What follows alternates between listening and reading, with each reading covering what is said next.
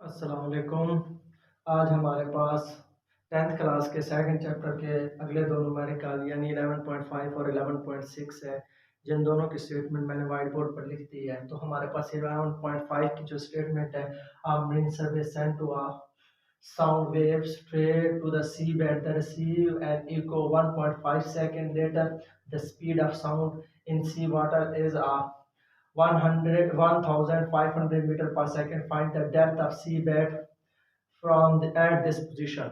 वो कहता है कि हमारे पास एक जो बहरी जहाज है, यानी वो साउंड वेव्स को कहाँ पे भेज रहा है बेटा, समंदर की तह में भेज रहा है।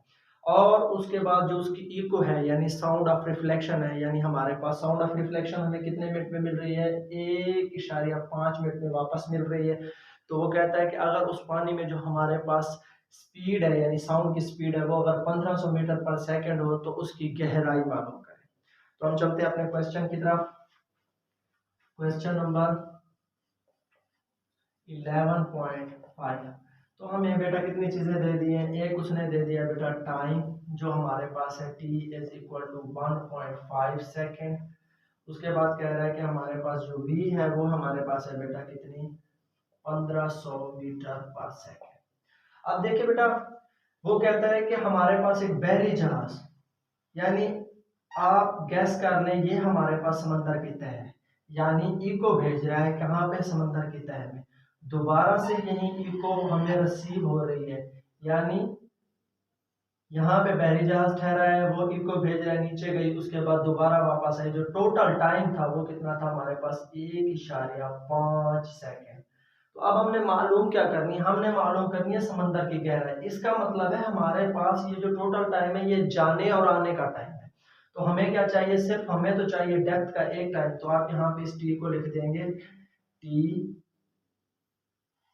Is equal to T over two, यानी जो टोटल टी है उसे दो पर तकसीम कर दें, 1.5/2। यानी जब आप डेढ़ को बेटा तकसीम करेंगे तो 0.75 सेकेंड, यानी 0.75 सेकेंड में वो क्या गई है बेटा, उसकी डेप्थ में पहुंच गई है।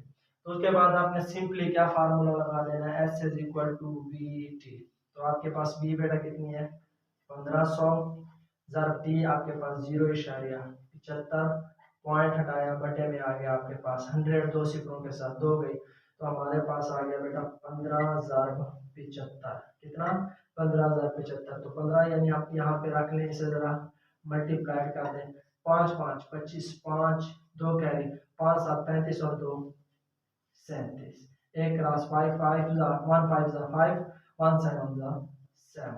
तो यहाँ पर हमारे पास आ गया बेटा 5, 7 और 5 हमारे पास 12, यानी यहाँ पर आ गया आपके पास 2, 3 और 7 10 और एक कैरी वाला 11। तो यहाँ पर आपके पास s इज इक्वल टू, यानी जो हमारे पास फासला आएगा वो कितना आएगा बेटा, 1125 मीटर। ये हमारे पास क्या है बेटा, इसका आंसर है। उसके बाद हमारे पास अगला क्वेश्चन है, क्वेश्चन नंबर 11.6। अब उसकी स्टेटमेंट क्या है बेटा, उसकी स्टेटमेंट वो कहता है कि हमारे पास a student clapped his hand, here a clap the echo after 5 seconds.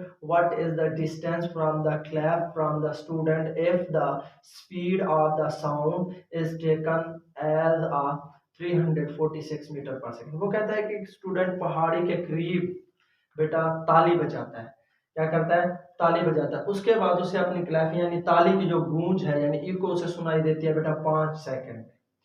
5 second बाद उसे दोबारा सुनाई देती है। What is the distance from the, यानी बेटा उसका फासला कितना है, उस पहाड़ी तक फासला मालूम करना है। इफ द स्पीड, अगर हमारे पास जो साउंड की स्पीड है वो 346 मीटर पर सेकंड हो। तो यहाँ पर भी हमें उसने क्या दे दिया है बेटा, उसने हमें दे दिया है कि हमारे पास टाइम जो है वो कितना है बेटा, 5 सेकंड। कितना है, 5 सेकंड। और v साथ में दे दिया है, v हमारे पास बेटा कितनी है, 346 मीटर पर सेकंड।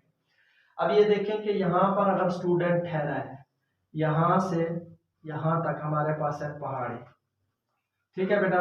तो यहाँ पर हमारे पास क्या है बेटा, ताले में ठहरा है। अब वो यानी ताली बजाता है, उसके बाद दोबारा से उसे अपनी इको सुनाई देती है यहाँ पर कितने सेकंड में बेटा, 5 सेकंड में।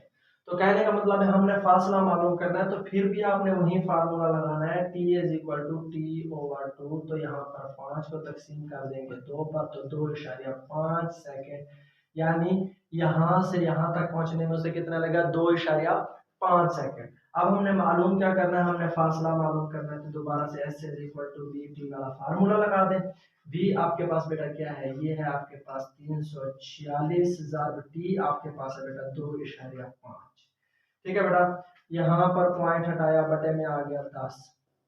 ठीक है, तो यहाँ पर आ गया 2 5 10, 5 5 25। तो यहाँ पर हमारे पास आ गया 346 मल्टीप्लाइड 5/2, 2 एकम 2, 2 यहाँ पे कैरी हुआ, 2 सत्ते 14, 2 तिया 6।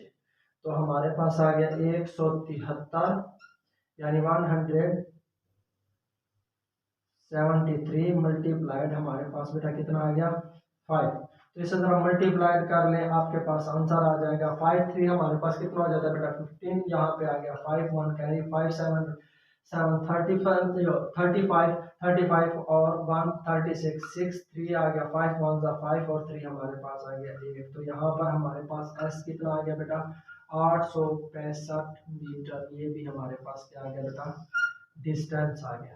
ये दोनों के दोनों न्यूमेरिकल बिल्कुल निहायत ही आसान है, और साथ में हमारे पास शॉर्ट न्यूमेरिकल हैं, ये भी कई दफ़ा पेपर में आ चुके हैं, एज अ शॉर्ट क्वेश्चन भी आते हैं, बाज़ों का ये लॉन्ग क्वेश्चन की भी दूसरी जुज बन के आते हैं। तो इनका मेथड ये है, आप अगर इस तरीके से करेंगे तो आपको आसानी से याद भी रहेंगे और आप आसानी से इसे हल भी कर सकते हैं।